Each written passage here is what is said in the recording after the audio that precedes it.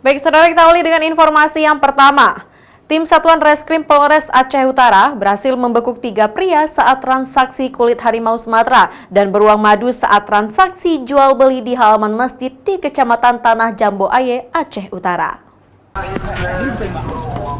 Inilah detik-detik tim Satreskrim Polres Aceh Utara melakukan penyergapan terhadap 3 terduga pelaku penjualan kulit harimau Sumatera dan beruang madu. Ketiganya yaitu R, Z, dan I. Mereka ditangkap saat melakukan transaksi di area parkiran Masjid Raya Pase, Kota Panton Labu, Kecamatan Tanah Jambo Aye pada Sabtu malam lalu. Dalam pemeriksaan, terungkap ketiganya merupakan perangkat desa, yakni bendahara, sekdes, dan kepala dusun di tempat mereka tinggal. Polisi mengamankan barang bukti 1 lembar kulit harimau dan tulang belulang, serta 1 lembar kulit beruang madu yang dibungkus dalam karung.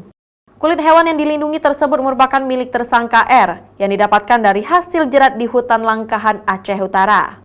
Telah diamankan 3 orang pelaku di halaman Masjid Raya Pase, Kecamatan Tanah Jambu Aye pada hari Senin, tanggal 25 November 2024 pada pukul 19.00 waktu Indonesia Barat yang sedang melakukan transaksi menjual kulit harimau Sumatera dan kulit beruang madu serta tulang harimau Sumatera dengan hukuman kurungan penjara minimal 3 tahun dan maksimal 15 tahun.